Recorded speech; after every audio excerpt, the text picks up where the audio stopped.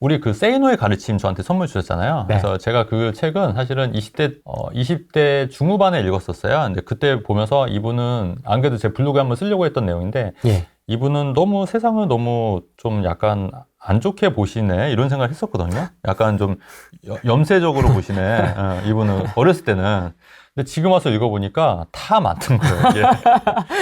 그러니까 어렸을 때는 20대 중후반만 하더라도 순수하니까 왜 이렇게 차갑게 보지? 이렇게 세상을 차갑게 보지? 이렇게 했는데 지금 이제 또 이제 나이가 먹고 보니까 구구절절 맞아. 맞네. 예, 맞네. 이런 생각 하고 그래서 내가 역시 때가 탔구나. 그래도 때가 좀 덜 타려고 노력을 많이 한다 이런 생각도 들고 근데 거기서 읽었던 문구 중에 아마 여러분 보신 분도 아시겠지만 이런 내용들이 있어요. 뭐냐면 그 의사들 중에서 이제 이렇게 비싼 럭셔리 그 시계를 차고 막 이런 사람들은 환자를 보는 게 돈으로 보기 때문에 좀 과잉 진료를 할 수 있다. 아마 그런 내용이 있을 거예요. 새로 보신 책은 제가 중간밖에 안 읽어서 했는데 네. 근데 어렸을 때 제가 그 기억이 나거든요. 과잉 진료를 하고 그렇기 때문에 그런 의사한테 진료를 받으면 안 된다 이런 내용이 있었던 것 같아요. 제 기억으로는. 근데 제가 그런 거를 최근에 경험했거든요. 그러니까 이빨이 아파서 네. 갔는데 똑같이 그 롤렉스 시계를 찬 어떤 여성 치과 의사분이 하는데 과잉 진료 막 하시면서 이 이빨을 다 뽑아야 된다는 거예요. 뽑고 뭐 어떻게 해야 된다고 얘기를 하는 거예요. 근데 가만 생각해보니까 그 정도까지는 아닌 것 같아서 제가 이제 다른 병원, 그러니까 옛날 좀 순수했으면은 그냥 거기서 하라는 대로 했을 수도 있어요. 근데 이제 나이가 들고 하니까 저도 이제 때가 타니까 다른 병원에 간 거예요. 다른 병원에. 다른 병원 갔는데 이제 또 다른 처방인 거예요. 괜찮고 치료하면 된다. 롤렉스도 안 찾고. 롤렉스도 안 찾고. 그러니까 그분은 롤렉스도 차고 이게 그 과시에서 좋아 보이는 게 아니라 오히려 저는 안 좋게 봤다는 그렇지. 거죠. 아니 치과 이거 진료하는데 그렇죠. 롤렉스가 웬 말이에요? 무거워 죽겠는데. 그렇죠. 예. 하루 종일 이거 예. 진료하는데. 예. 그러면서 굉장히 환자를 돈으로 보고 과잉 진료를 해서 돈을 벌려고 하는 거나 그런 게 제가 느껴졌거든요. 그래서 이제 다른 병원에 가서 아니나 다를까 다른 병원 가서 이제 진료를 받고 이제 이빨 안 뽑고 그냥 단순 치료만 했던 그런 아주 소중한 경험이 있으니까 여러분도 한번 이렇게 좀 의심을 해볼 필요는 있겠다. 특히 부동산도 한번 의심을 좀 해볼 필요는 있겠다. 이런 생각을 좀 드리고 싶어서 말씀드리는 겁니다. 네. 웃으면서 먼저 다가오는 사람들 뭐 이런 사람들 있지 않습니까? 맞아요. 진짜 좀 조심해야 돼요. 네. 그래서 그런 것들이 있습니다. 네. 그래서 세이노의 가르침은 꼭 한번 괜찮아요. 저는 주변 분들한테 선물 많이 했거든요. 네. 제 지인들한테도. 그래서 한번 꼭 읽어보셨으면 하는 바람이 있습니다. 네. 오늘 11시 30분에 5단지 도로에서 뵀었대요. 맞아. 포켓몬스터님. 그래서 이제 길거리에서도 이상한 짓 하시면 안 됩니다. 그러네. 뭐 길거리 흡연을 한다라든지 뭐 이런 무단횡단을 한다라든지 이런 그러네. 찍힙니다 이제. 그러네. 인플루언서라.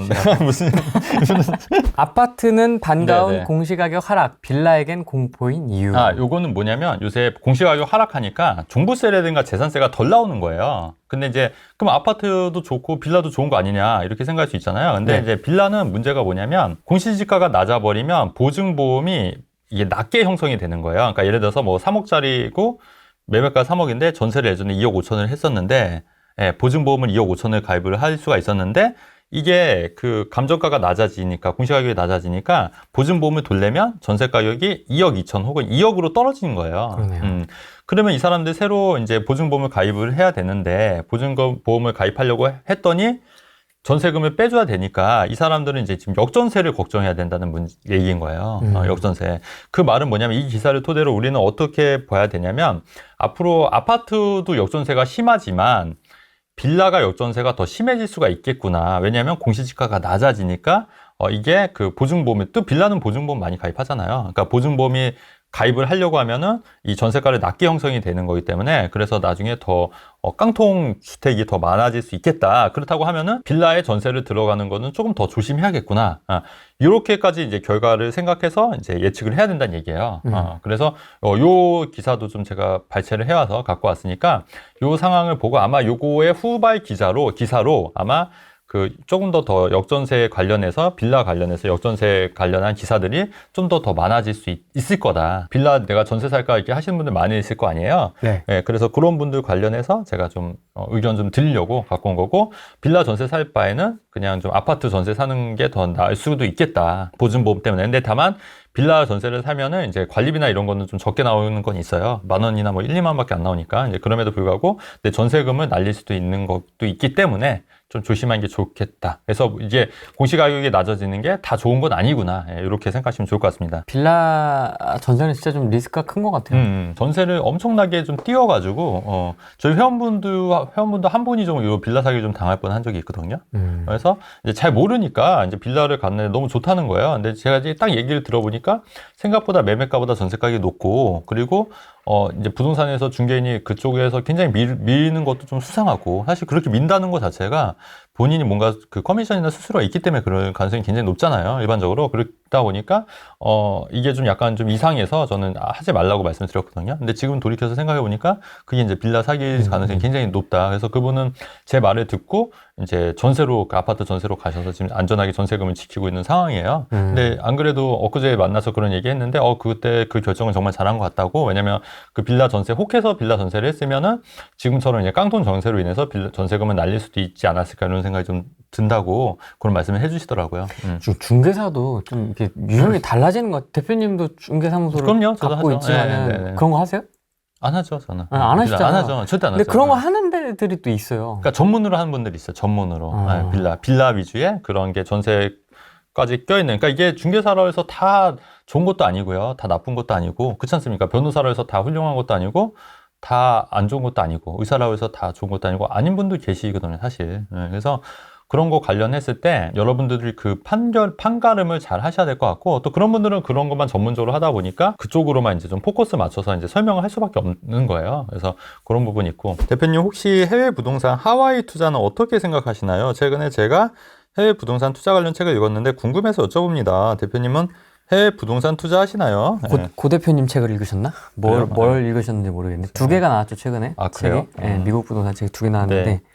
일단은 저는 제가 잘 모르는 분야는 안 하려고 하고 있고요. 그 다음에 저는 뭐 국내 부동산만 하더라도 충분하기 때문에 또 저 해외 부동산은 저는 아직은 관심이 없기 때문에 투자를 안 하고 있고, 또 이거는 또 뭐 언어도 그렇고 또 계약서도 다 영어로 작성해야 될 거 아닙니까? 근데 그런 것도 있고, 물론 영어를 잘하시고 뭐 현재 살다 오시면 있겠는데 굉장히 좀 그 리스크한 면도 있을 것 같아요. 잘 모르니까. 그래서 저는 이제 그런 부분은 안 하는 게 맞지 않을까, 해외 부동산. 그리고 예전에 2008년도, 9년도에 한창 그 그 전문가분 중에서 베트남 부동산 투자한다고 해서 좀 굉장히 그 이슈가 됐던 분이 있어요. 그래서 좀 투자자도 모집하고 그런 분이 계셨거든요. 근데 그게 잘 안 돼서 이제 쫄딱 망한 걸 제가 옆에서 봤어요. 그래서 해외 부동산 투자도 잘 해야 되는 것 같고, 조심해야 된다. 그래서 저는 개인적으로 이런 리스크 있는 걸 잘 안 하려고 하는 편이잖아요. 네. 그래서 저는 안 합니다. 그래서 하지 않으시는 게 나을 것 같은데요. 제가 사람들을 많이 만나보니까 미국 부동산 관련된 것도 얘기를 많이 들어보잖아요. 네. 있어요, 실제로. 저희 부동산 투자하셨던 분들이나 후랭이 TV에 나오셨던 분들 중에서도 네. 그 미국 부동산이 주업이 아닌데도 미국 부동산에 이렇게 좀 포트를 분산해놓고 월세를 이렇게 잘 받으시는 분도 있어요, 하와이에. 아, 그래요? 근데 제가 느낀 바는 뭐였냐면 네네. 굳이 막 지금 여기 집이 미어 터져, 막 알짜가 막 터져, 음마도 하나 있고 막 대치동에 막 아파트가 막 몇 개 있고 부산에도 막 있고 인천에도 있고 대전에도 있고 막 미어 터져요. 그래서 네. 종부세가 터진다. 그럴 때는 이제 좀 한번 고민해볼 만합니다. 포트폴리오상. 분산하는 차원에서. 포트폴리오상. 네, 맞아요. 혹은 네. 자녀 문제, 유학. 아, 그러네. 해외 유학 문제가 있거나 내 집이 부동산이 터진다, 미어 터진다. 요 2개 중에 하나일 때 조금 저는 고민하시라고 말씀을 드리고. 아니 뭐 은퇴하고 나서 뭐 은퇴해서 이제 간다라든지. 근데 네. 그런 경우는 많진 않고, 저희 일반적인 수준에서는 그렇죠. 많진 네. 않고, 막 재테크로 막 자산을 내가 증식을 해야 되겠다, 막 어떻게 한번 경제적 자유를 내가 미국 부동산을 해보겠다의 차원은 조금 애매하더라고요. 네. 제가 그 한 3, 4년 전에 캐나다 한 달 살기를 한 적이 있어요. 가족들 데리고. 골프 치신 거. 네, 그것도 그 영상에도 좀 있는데, 네. 근데 그래서 절반은 제가 호텔에서 묵었고, 절반은 이제 그 일반 오피스텔, 그게 뭐라 그러죠? 그 왜 렌트하우스 같은 아예 그냥 통째로 빌려주는 그런 걸 했었거든요. 그러니까 네. 에어비앤비인가요? 에어비앤비를 해서 했는데 그 집주인이 중국인이었고 본인이 이제 가게를 운영하더라고요. 음식점을. 그러니까 음식점을 하면서 그거랑 몇 개 더 있다고 하더라고요. 그래서 중국인이었고 캐나다에서 그런 식으로 이제 사업을 해서 하는데 그때 그 오피스텔 가격이 제가 또 부동산 전문가다 보니까 근데 그게 방 투룸의 오피스텔이었는데 전용 면적으로 따지면 우리나라 한 12평 정도 되는 오피스텔이었는데 네. 거기가 한 매매가가 한 7억 정도 됐었던 걸로 기억하거든요. 7억 정도. 그러니까 캐나다 부동산도 이렇게 그렇게 싸진 않구나. 왜냐면은 서울 같은 경우에 당시에 미사 같은 경우에가 투룸 같은 경우에 한 분양가 3억밖에 안 했었거든요. 그래서 제가 그걸 보고 판단해서 한국 부동산 누가 이렇게 비싸다고 하지? 미사 같은 경우 근데 그 미사의 오피스텔 투룸 오피스텔이 지금 6억이 됐어요. 그러니까 2배로 떴는데 그러니까 그게 어떻게 보면 당연한 수순인 것 같아요. 그러니까 그 강남이랑 강남이래 캐나다랑 하남 미사의 투룸 오피스텔 똑같은 12평을 비교했을 때 여기는 7억 정도인데 캐나다는 여기는 이제 한 3억 정도니까 굉장히 한국 부동산이 굉장히 싸 보였다는 그런 생각이 들고 오히려 한국 부동산 비싸다고 하는 사람들은 좀 뭘 모르는 사람들이구나.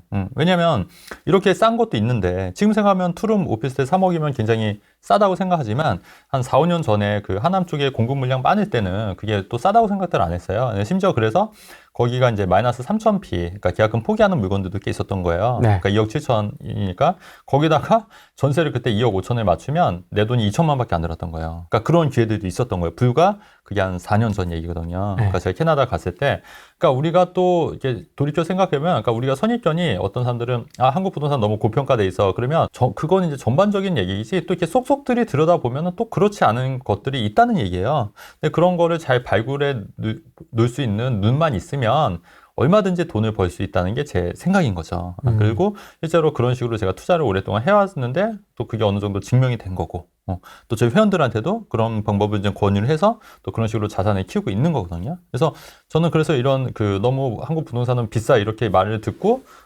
한국 부동산에 대해서 관심을 안 갖는 거는 아니지 않겠나. 그러니까 해외 얘기하다가 그 캐나다 그 부동산 얘기 생각이 나서 이제 두서없이 얘기를 했는데 이런 부분도 좀 생각해 볼 여지가 되지 않을까 생각이 듭니다. 그러니까 약간 그런 환상들이 좀 있으실 수도 저도 책을 몇 권 봤는데 네네. 미국 부동산 뭐 인터뷰도 했고 했지만은 네.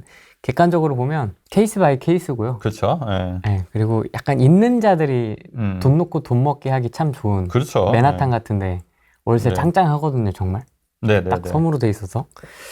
그런데 뭐 이렇게 좀 자산 분산 차원에서 네. 생각해 보시면 좋을 네. 것 같습니다. 근데 제가 볼 때 수익률 10%면 그렇게 높은 수익률도 아니잖아요. 일반적으로 봤을 때. 우리가 또 부동산 투자자들 입장에서 보면은 수익률 10%는 사실 이렇게 높은 수익률이 아닙니다. 이런 얘기 하면은 또 굉장히 또 오해하시는 분들 계실 수 있는데 잘만 하면 부동산 투자로 수익률 10%는 진짜 아무것도 아니에요.